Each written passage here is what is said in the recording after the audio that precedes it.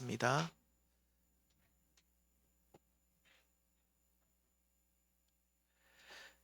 오늘은 여호수아서 20장 말씀을 중심으로 도피성과 대제사장이신 예수 그리스도라는 제목으로 잠시 말씀을 나눠보도록 하겠습니다. 우리나라의 재심 변호사라고 알려진 아주 유명한 박모 변호사라는 분이 계십니다.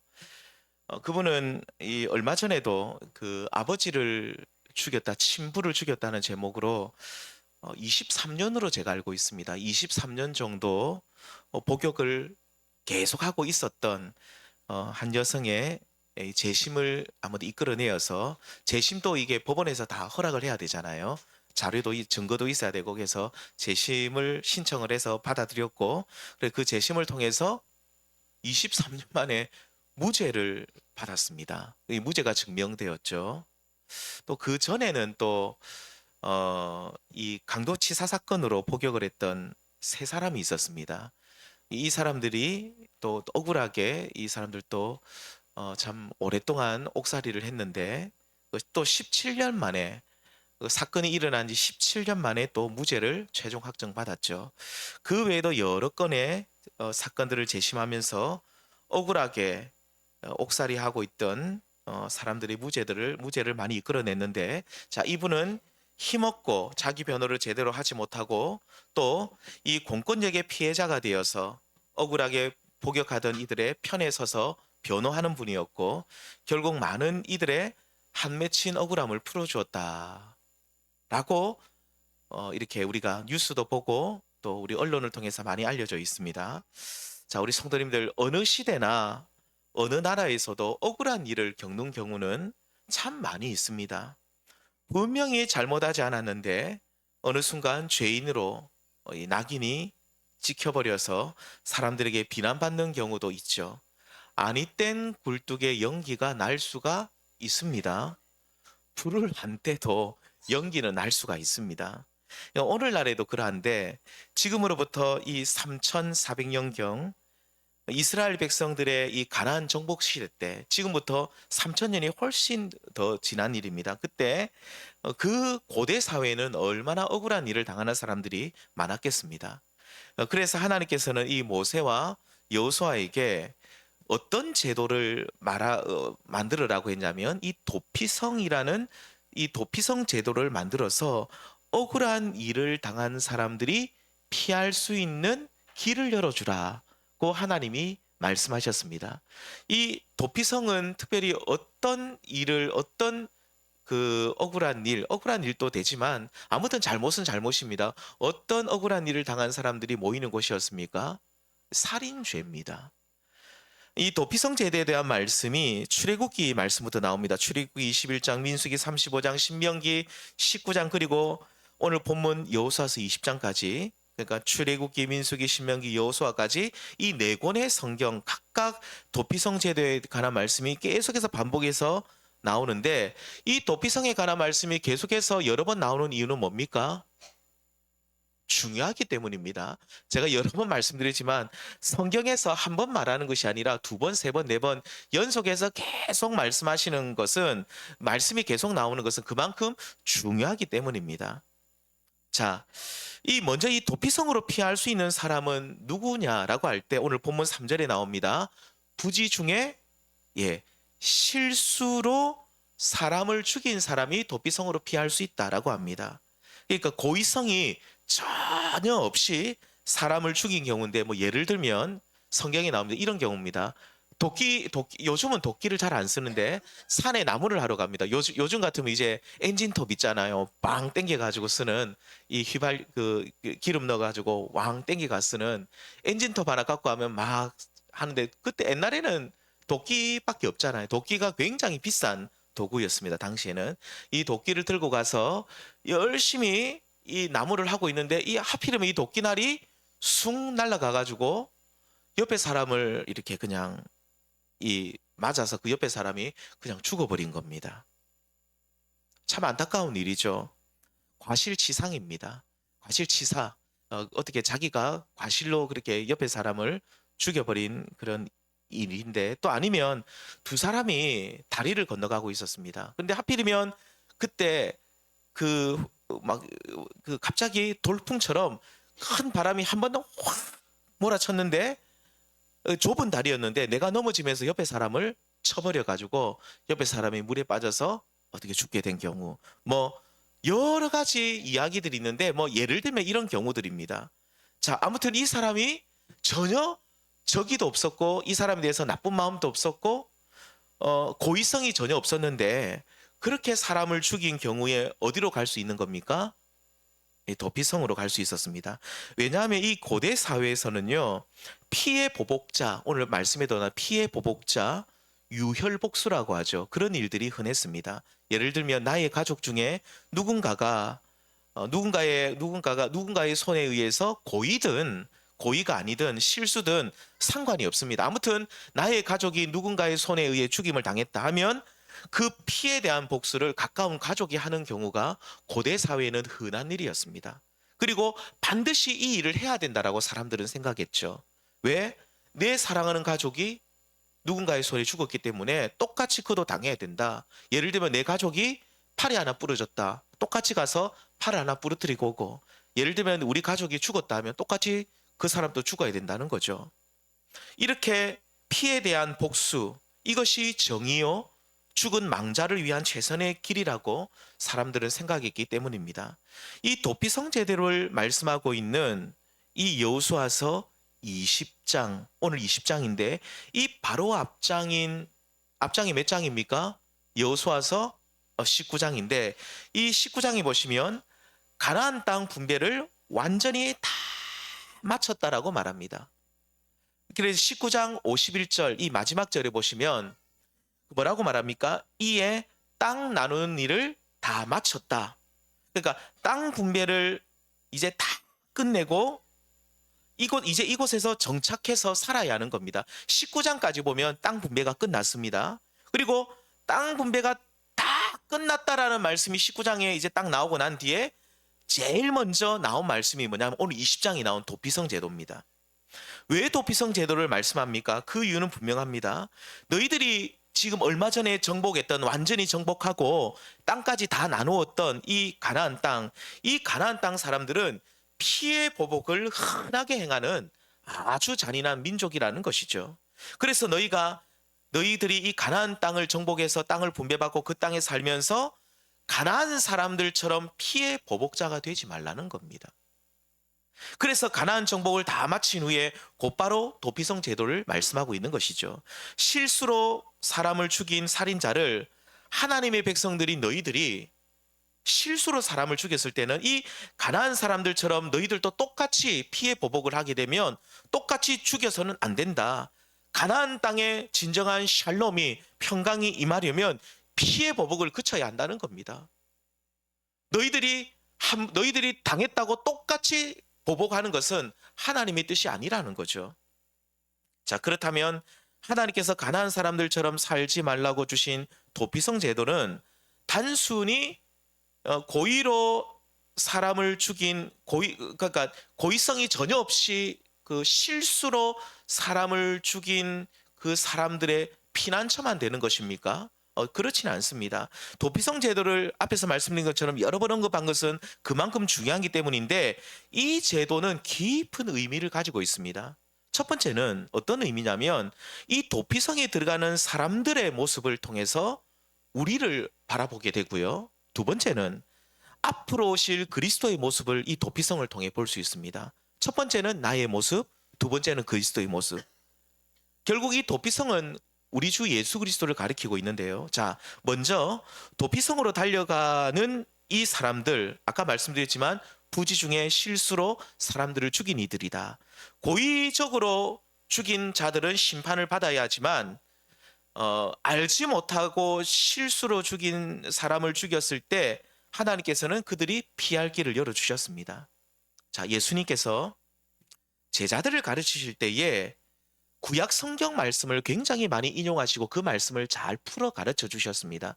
특별히 제 10계명 중에 6번째 계명, 살인하지 말라는 이 계명에 관한 말씀도 예수님이 살인하지 말라는 말씀을 구약 성경의 그 말씀을 다시 한번 풀어주시는데, 자, 이렇게 풀어주셨습니다. 5장, 마태복음 5장 21절에 보면, 옛 사람에게 말한 바 살인하지 말라. 누구든지 살인하면 심판을 받게 되리라 하였다는 것을 너희가 들었으나, 자, 그 다음에 22절에 이렇게 말합니다. 나는 너희에게 이르노니 형제에게 노하는 자마다 뭐를 받는다고요? 심판을 받게 되고, 형제에 대하여 라가는 욕입니다. 이게 이 바보 뭐 이런 뜻인데, 아무튼 라가라 하는 자는 공회에 잡혀가게 되고, 미련한 놈이라 하는 자는 어디에 던져진다고요? 지옥불에 들어가게 되리라. 이 예수님께서는 이 살인하지 말라는 이 계명을 다시 풀어주시는데, 너희 중에 누구든지 형제에 대하여 욕설하는 자는 지옥불에 들어가게 된다라고, 다시 말하면 욕설하는 자가 살인하는 자라고 말씀하십니다. 이 예수님의 제자 중 한 사람이었던 사도 요한이 훗날 예수님의 이 말씀을 기억하면서 욕설이라는 단어 대신 미움이라는 단어를 씁니다. 그러면서 사실 형제에 대하여, 그렇죠, 우리가 분을 품고 욕설을 하는 것은 미워해서 욕하죠. 예를 들면 우리가 막 욕설을 내뱉는다는 것은 우리 속에 분노가 있고 미움이 가득할 때 욕설을 내뱉는 거거든요. 그래서 사도 요한은 나중에 욕설이라는 이 예수님의 말씀을 라가라, 미련한 놈이라는 이 욕설을 하는 살인하는 자에 대해서 사도 요한은 나중에 이 말씀을 이렇게 또 사람들에게 가르칩니다. 요한일서 3장 15절 말씀 같이 읽어보겠습니다. 시작. 그 형제를 미워하는 자마다 살인하는 자니 살인한 자마다 영생이 그 속에 거하지 아니하는 것을 너희가 아는 바라. 아멘. 예수님께서는 살인의 범주를 어디까지 확장시켰냐면 미움까지 확장시켰습니다. 특히 형제에 대하여 나도 모르게 내뱉는 나쁜 말, 욕설, 라가가 있다면 이러한 행위도 살인이라고 하시죠. 자, 그렇다면 오늘 본문에서, 오늘 본문 말씀을 다시 한번 여호수아서 말씀 생각해 보시면, 부지 중에 실수로 사람을 죽이니, 그래서 도피성에 들어가야 하는 사람은 누구입니까? 여호수아 시대 때 실제로 이 사람들 사람을 죽인 사람들입니다. 실제로 죽인 사람들이 들어갑니다. 그런데 예수님께서 가르치신 살인하지 말라는 계명을 기준으로 한다면 다 들어가야 됩니다. 전부 다 들어가야 됩니다. 왜냐하면 우리는 부지 중에, 우리도 알지 못하는 중에 누군가를 미워할 수 있습니다. 또 우리는 때로는 나도 모르게, 고의성은 없는데 나도 모르게 마음을 아프게 하는 말을 내가 내뱉을 수 있죠. 그러므로 여기 계신 저와 우리 모든 성도님들께서는 도피성에 들어가야만 하는 잠재적 살인자들입니다. 잠재적 범죄자들이고 이미 지은 피의자들이고, 우리는 그래서 도피성으로 들어가지 않으면 피해 보복자들에 의해 죽어야만 하는 죄인들입니다. 성도님들, 우리는 자신이 잠재적 살인자, 그러니까 실제로 사람을 죽인, 제가 오해는 하지 마십시오. 실제로 우리가 뭐 사람을 실수로 죽이고 이랬다는 뜻은 절대 아닙니다. 말씀을 오해는 하지 마십시오. 실제로 우리가 사람을 죽인 것은 아니지만 우리 주님의 가르치심, 예수님의 가르치심과 사도의 가르침을 따르면 우리가 미워하고 입술로 나쁜 말을 뱉음으로써 우리 주님의 말씀대로라면 우리는 살인하는 자가 될 수 있다라는 사실을 우리는 기억해야 됩니다. 이러한 인간의 죄됨을 우리가 알고 있다면, 우리는 도피성에 들어가야만 하는 죄인이라는 사실을 알고 있다면, 우리 믿음의 성도들은 어떻게 하는 것이 좋을까요? 계속적으로 우리는, 그렇다면 고의적으로 형제를 미워하고 형제를 향해 계속 우리는 죄인이기 때문에 괜찮다, 우리는 원래 죄인이다 하면서 계속 악한 말을 내뱉어야 될까요? 아닙니다. 우리는 도피성이 필요한 죄인임을 안다면, 우리는 반드시 도피성으로 달려가야 하는, 우리는 절망적인 죄인임을 안다면 우리 자신에 대해서는 더욱 조심함이 마땅하죠. 그러니까 우리는 본성 안에 형제를 미워하고 형제를 실족해 할 수 있는 영적 DNA가 우리 속에 있습니다. 영적 DNA, 죄악된 영적 DNA가 우리에게 있음을 늘 인지하면서 항상 말이나 행동에 있어서 우리는 조심해야 한다는 겁니다. 그러니까 어쩔 수 없이 알지 못하고 형제를 실족해 하는 일은 있어도, 자, 내가 알지 못하고 형제를 실족했을 때도 우리는 도피성으로 달려가야 되는데, 고의적으로 형제를 실족해 하는 사람이 되어서는 안 된다는 거죠. 두고 봐라. 내가 네 가만 안 두겠다면서 마음이 적의를 품고 우리가 분을 내고 형제를 해하려는 자세를 가져서는 안 된다, 이 말입니다. 자, 이렇게 우리 모두 도피성으로 들어가야 하는 죄인임을 알고 있다면 자신을 향해서는 굉장히 엄격해야 됩니다. 그러니까 나는 잠재적으로 형제를 미워하고 입술로 저주의 말을 쏟아낼 수 있는 죄인임을 생각하신다면 나 자신에 대해서는 항상 엄격하고 말과 행동에 있어서는 조심해야 된다는 것이죠. 자, 그렇다면 나 말고 제3자, 다른 사람들에 대해서는 우리는 어떻게 대하는 것이 좋을까요? 저들 또한 나처럼 죄인임을 생각하신다면 우리는 상대방에 대해서는 너그러운 마음을 가지고 있어야 합니다. 그러니까 나 자신에 대해서는 조심하지 않으면 형제를 실족해 할 수 있는 죄인임을 알면서 엄격하게 나 자신을 통제하고 우리 자신을 잘 이렇게 자신을 잘 돌아봐야 되고, 형제들에 대해서는 아이고 저 사람 또한 도피성으로 가야 되네 라고 우리가 생각하면서 저 사람 또한 죄인이네 라고 하면서, 그러니까 악한 말을 하지, 그러니까 나를 미워할 수도 있지 라고 하면서 우리는 오히려 다른 사람에 대해서는 관용하는 자세를, 아량을 베푸는 마음, 자세, 넓은 마음으로 품어주는 자세를 가져야 한다, 이 말입니다. 이렇게 형제를 불쌍히 여기는 마음이 있다면 우리는 형제를 품어주는 덕이 넘치는 그리스도인이 되죠. 그런데 이것을 반대로 생각하는 분들이 있습니다. 무슨 말이냐면 자기 자신에 대해서는 굉장히 너그러워요. 막 상대방에 대해서 막 상대방을 미워하고 저주하고 악한 말을 쏟아내면서 아이고 나는 원래 그런 사람이야 라고 하면서 자기 자신에 대해서는 굉장히 너그러우면서 다른 사람에 대해서는 굉장히 옹졸합니다. 저 사람은 왜 저러냐? 왜 저렇지? 다른 사람에 대해서는 손가락질하고 자기 자신에 대해서는 너그러운 마음으로 품어주는, 이것은 주님의 가르치심과 좀 반대되는 모습이다라는 겁니다. 우리 사랑하는 성도님들, 우리를 한없이 사랑하시는 그리스도의 사랑을 기억하시면서 나에 대해서는 엄격하면서 형제에 대해서는 너그러울 수 있는 저와 우리 모든 성도님들 될 수 있기를 주님의 이름으로 소망합니다. 자, 그렇다면 오늘 본문에서 이 도피성은 누구를 가리키고 있습니까? 앞에서 말씀드렸죠. 도피성은 누굽니까? 당연히 우리 주 예수 그리스도입니다. 죄인된 우리들이 달려가서 살 수 있는 곳은 누구밖에 없습니까? 우리 주 예수밖에 없습니다.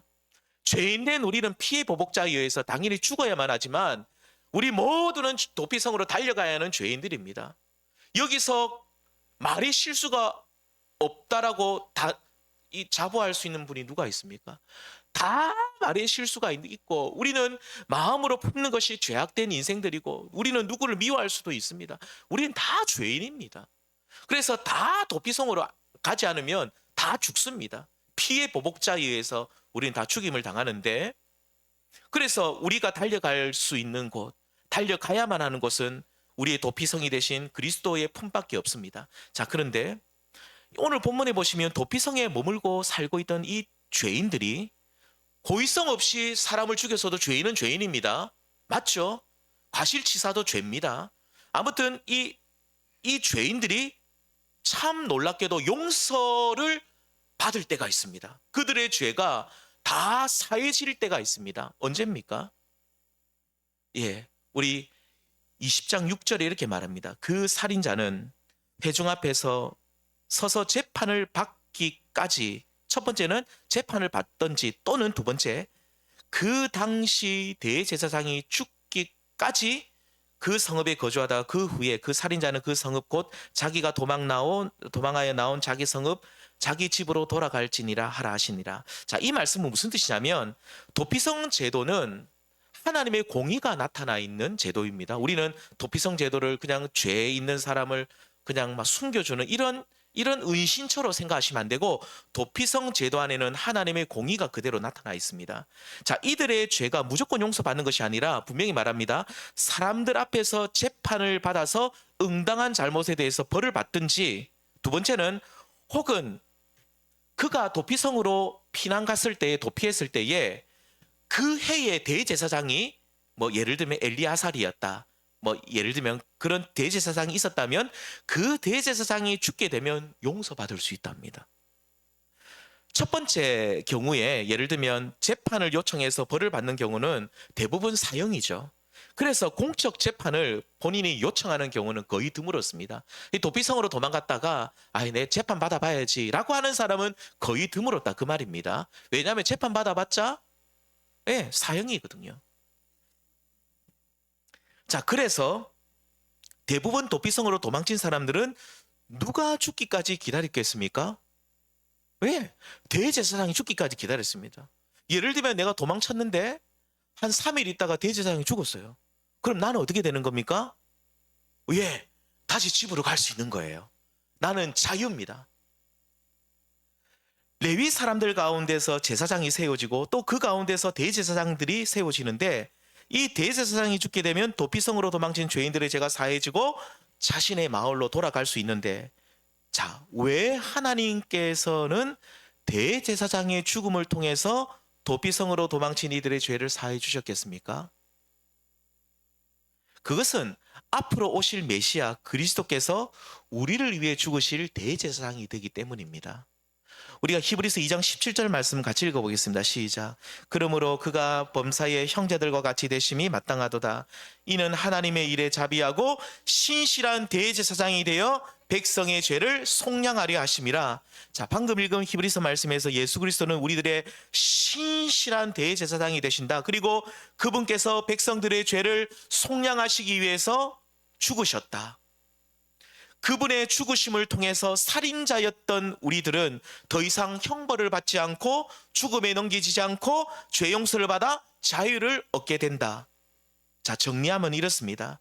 살인자들이 도피하는 도피성과 두 번째, 살인자들이 죄 용서받게 되는 대제사장의 죽음에서 대제사장, 도피성과 대제사장은 모두 누구를 가리킵니까? 하나님의 아들 우리 주 예수 그리스도를 가리키고 있죠. 우리 주 예수 그리스도께서 죽어야 할 죄인들의 도피성이 되시고 우리의 영원한 대제사장이 되셔서 십자가에서 죽으셨습니다.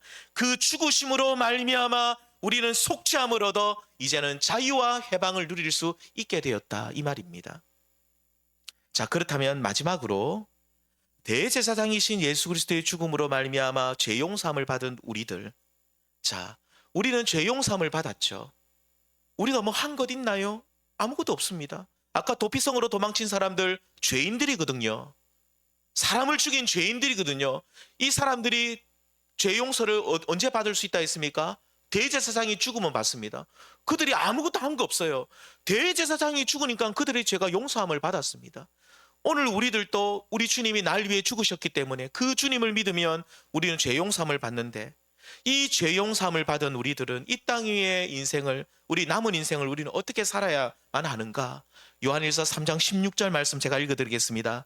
그가 우리를 위하여 목숨을 버리셨으니, 대제사장이 되셔서 우리를 위하여 목숨을 버리셨으니 우리가 이로써 사랑을 알고 우리도 형제들을 위하여 어떻게 해요? 목숨을 버리는 것이 마땅하니라. 너희가 영원히 죽을 수밖에 없지만 내가 너희를 위해 대제사장이 되어 대신 죽었으니 너희도 형제를 위하여 목숨을 버리는 것이 마땅하다. 목숨을 버린다고 하니까 어떻게 목숨을 버릴까요? 고민이 될 수 있죠. 그 다음 16절인데 3장 16절 말고 3장 18절에 보면 목숨을 버린다는 말을 이렇게 말합니다. 말로만 형제를 사랑하는 것이 아니라 행함과 진실함으로 사랑하는 것이 형제를 위하여 목숨을 버리는 것이다. 결국 형제를 향해서 진실한 사랑이, 형제를 향한 진실한 사랑이 우리에게 나타날 때에 그 모습이 날 위해 목숨을 버리신 하나님의 아들을 믿는 성도의 모습이다 라고 오늘 성경은 분명히 일러주고 있습니다. 자, 오늘 여러 번 제가 인용하고 있는 요한일서 말씀, 요한일서 말씀은 누가 기록했겠습니까? 요한입니다. 사도 요한입니다. 세베대의 두 아들 야고보와 요한 중에 그 요한인데, 아무튼 이 요한은요, 예수님의 제자 중에 유일하게 순교는 하지 않았습니다. 순교적 삶은 살았지만 이렇게 처형당하지는 않았습니다.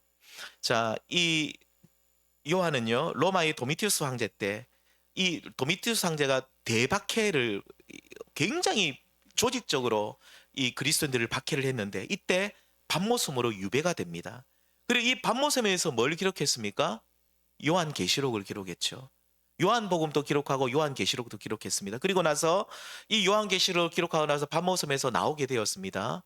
유배되었다가 나와서 어디로 갑니까? 에베소로 돌아가서 그곳에서 주 100년경에 90세까지 삽니다. 굉장히 고대 사회에서는 장수한 겁니다. 아무튼 90세까지 살다가 주님의 부름을 받았는데, 자, 그가 에베소로 밤모섬에서 마지막 생애를 에베소에서 잠시 보내었는데 에베소로 돌아가서, 자, 그곳에서 그 남은 생애를 정말로 이 제자들을 내가 가르쳐야 되겠다 하면서 남은 생애를 그렇게 복음을 전하는 일에 최선을 다했는데 너무 노쇠해져서 설교다운 설교를 제대로 할 수 없었다고 합니다. 뭐 이렇게 서 있으면 이 서 있지를 제대로 못하니까 이 신자들에 의해서 이 부축을 받아가지고 이렇게 나오면, 자, 노 사도께서 이제 탁 앞에 섰습니다. 이제 90이 다 된 노 사도가 딱 서가지고 이 사람들이 눈이 초롱초롱해서 예수님의 유일하게 이제 남은 제자거든요.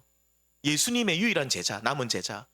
그러면서 그 노 사도가 뭐라고 말하는지 가만히 들으면 천천히 입술을 떼면서 말하는 게 뭐라냐? 여러분 서로 사랑하십시오. 여러분 서로 사랑하십시오. 하고 이 끝입니다. 설교 끝. 저도 이 두 마디 말하고 설교 끝 하면 좋겠죠. 밥 먹어도 되네, 내려가서. 근데 이 설교 끝 두 마디 끝입니다. 그래 나서 또 그 다음 주가 되었습니다. 또 이제 몇 주 동안 그 얘기하는 거야. 앉아 있는 성도들이 좀 실증이 날 만하잖아요. 그러면서 또 이렇게 부축을 받고 딱 나오면 이번에는 다른 말씀을 하겠지라고 또 기대하면 또 이런 말합니다. 사랑은 그리스도 교회의 기초요. 사랑만 있으면 죄를 범하지 않습니다. 여러분 서로 사랑하십시오. 또 이렇게 가르쳐 주는 겁니다. 그래서 이 요한 사도의 별명이 뭐냐면 사랑의 사도입니다. 자, 우리 성도님들. 그런데 이 요한 사도가요, 별명이 두 가지가 있습니다. 하나는 사랑의 사도고 또 하나는 뭔지 아시는 분이 있습니까? 우레의 아들입니다. 우레가 뭡니까? 번개. 번개의 아들이라면 어떤 이미지가 떠오릅니까? 굉장히 이 사람이 예수님의 그 주님의 사랑을, 부활하신 주님을 만나고 변화되기 전에는 이 사람이 성격이 불같은 사람이었습니다. 대단한 사람이어서 어떤 일이 있었냐면 그 누가복음 19장에 보면 그런 사건이 하나 나오는데, 한 번은 예수님하고 제자들이 사마리아에 전도를 하게 되었습니다. 그런데 이 사마리아가 전도하니까 이 사마리아 사람들이 예수님을 싫어하고 배척을 하고 제자들을 막 내쫓고 너무너무 싫어하는 거예요. 이 요한이 뿔따구가 나가지고 화가 나가지고 사마리아 성을 딱 바라보면서 예수님이 옆에 있으면 예수님에게 뭐라고 말하는지 압니까? 예수님, 저 악한 사람들은 죽어도 쌉니다. 다 죽어야 됩니다 하면서 뭐라고, 예수님, 하늘로부터 불을 내리셔가지고 사마리아를 다 불살라 주십시오. 어린아이고 뭐 다 저 인간 안 됩니다. 다 죽여야 됩니다. 누가 그랬다고요? 사도 요한이 그랬습니다. 그래서 예수님이 너는 보아너게다, 우레의 아들이다 라고 별명을 붙여줬는데 그 사람이 누구냐면 사랑의 사도인 요한입니다. 너무 다른 모습이죠. 똑같은 사람인데 너무너무 다릅니다. 불의를 보면 참지 못하고 불과 같은 성격, 다 죽여버려. 세상에 아무리 그래 그렇지 불을 데려가 다 죽여라 하게 그 어린아이들도 있고 하는데 다 죽여버리라고 하는 진심이었습니다. 이런 사도 요한이 하나님의 아들이 우리 그리스도께서 날 위해 죽으신 그 십자가의 사랑을 알고 그분을 진실로 믿게 되었을 때, 나 같은 우레의 아들인 진짜 이 사랑받지 못한 나 같은 죄인을 주님께서 용서하시고 사랑하셨으니 나도 형제를 사랑하는 것이 마땅하다라고 하면서 그의 메시지는 처음부터 끝까지 형제를 사랑하라였습니다. 그래서 우레의 아들에서 나중에는 우레의 아들이라는 이 이름은 딱 사라져버리고 뭐만 남았습니까? 사랑의 사도라는 이름을 제자들에게 또 후대 사람들에게 얻게 되었죠. 예수 그리스도께서 죄인된 나를 받아주신 도피성이 되시고 날 위해 대신 죽으신 대제사장이 되심을 알고 너무나도 감격하고 또 감격해서 남은 생애를 나도 예수님처럼 형제를 사랑하는 삶을 살아야 되겠다라고 결단했다, 이 말입니다. 말씀을 맺겠습니다. 오늘날 많은 사람들이 인간관계를 우리가 하고 있으면서 나는 억울하다라고 외칩니다. 나는 피해자라고 외치죠. 그래서 우리는 정작 자신의 무죄를 입증해 줄 사람들을 찾아다닙니다. 하지만 정작 자신들이 내가 가해자라는 사실은 모르고 사는 분들이 너무 많습니다. 우리 성도님들, 구약 성경에 오늘 여러 번 언급되고 있는 도피성 제도는 그 성으로 도피하는 자들은 부지 중에 모르고 살인한 자들. 자, 이는 오늘날 우리들이 형제를 나도 모르게 미워하고 또 나도 모르게 내 입술로 형제의 마음을 아프게 했던 우리 모두를 가리키고 있습니다. 구약 성경에 도피성으로 들어간 사람들은 우리 자신들이에요. 여기 계신 분들 중에 내가 실수로 형제의 마음을 아프게 하지 않았다 하는 사람 누가 있습니까? 다 저도 있고 전부 다 도피성으로 들어가야 되는 죄인들이고 살인자들입니다. 그러므로 살인하지 말라는 예수님의 가르침과 사도 요한의 가르침에 따르면 우리 모두는 살인자들이요, 또 잠재적인 살인자들인 거죠. 모두가 도피성이 필요한 자들입니다. 도피성 대신 그리스도께로 달려가지 않으면 우리는 죽을 수밖에 없는 죄인들이라는 사실을 기억하십시오. 이러한 사실을 안다면 우리는 예수님 시대 때 바라바와 같은 우리가 살인자요, 알게 또 모르게 형제를 미워하고 그들을 향해서 악한 말을 내뱉은 죄인임을 안다면, 그래서 우리는 죽을 죄인임을 안다면 우리는 자신에 대해서는 엄격해야 됩니다. 그러니까 미워하고 저주하는 죄를 쉽게 범할 수 있는 죄인임을 깨닫고 항상 깨어 있어야 되는 거죠. 우리의 입술로 범죄하지 않기 위해 우리는 몸부림쳐야 됩니다. 이렇게 죄인된 우리 자신에 대해서는 엄격해야 되지만 형제들에 대해서는, 우리 주변의 이웃에 대해서는 너그럽고 관용하는 자세를 가져야 됩니다. 왜냐하면 저들 또한 죄인이기 때문입니다. 죄인이기 때문에 내 마음을 아프게 할 수 있다는 거죠.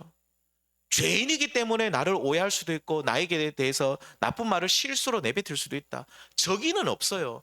보통 나쁜 마음을 가지고 저 죽여버려 이런 마음으로 실수하는 분들은 없어요. 나도 모르게 툭 튀어나오는 말들인 거예요. 그런 실수에 대해서 우리는 어떻게 할까요? 너그럽고 관용하는 마음으로 품어주는 자세를 가져야 되죠. 그리고 두 번째, 도피성 제도는 대제사장이신 예수 그리스도의 죽음을 보여준다고 그랬습니다. 거기에 살던 이들이 죄 용서받고 해방될 수 있는 길은 대제사장의 죽음이 있을 때에 용서받을 수 있었듯이, 대제사장 대신 그리스도께서 날 대신해서 십자가에 죽으셨기에 우리는 죄 용서함을 받고 이제 자유와 기쁨을 얻게 되었습니다. 이런 완전한 사랑을 받은 우리들은 형제에 대해서 어떻게 대해야 될까요? 사도 요한의 말씀을 빌리자면, 그가 우리를 위하여 목숨을 버리셨으니 우리도 형제를 위하여 사랑함이 마땅하도다. 그가 우리를 위하여 목숨을 버리셨으니 우리도 형제를 위하여 목숨을 버림이 마땅하도다. 그러므로 사랑하는 성도님들, 우리 모두 서로 사랑합시다. 나 자신에 대해서는 엄격하면서 형제에 대해서는 너그러운 마음으로 관용할 수 있기를 바랍니다. 죄인이기 때문에 그럴 수 있다. 저 사람 죄인이기 때문에 내 마음을 아프게 할 수도 있다. 우리는 넓은 마음을 가질 필요가 있습니다. 그게 그리스도의 사랑을 받은 진짜 그리스도인입니다. 날 위해 목숨을 버리신 하나님의 아들을 생각하면서, 그리고 형제를 지극히 사랑하는 자리까지 우리 모두 나아가기를 바랍니다. 그때 하나님의 나라가 우리 가운데 임하고, 그리고 우리를 괴롭히던 모든 악한 영들이 떠나가고 성령의 은혜가 이곳 가운데 충만하게 임하게 될 줄 믿습니다. 우리 사랑하는 성도님들, 서로 사랑합시다. 서로 사랑하고 서로 관용하고 서로 사랑함을 통해서 이곳에 하나님의 나라가 임하기를 우리 주님의 이름으로 소망합니다. 우리 이 시간 사랑의 나눔 있는 곳에 하나님께서 계시도다. 우리 찬양 드리겠습니다. 우리 이 찬양 같이 한번 불러보겠습니다.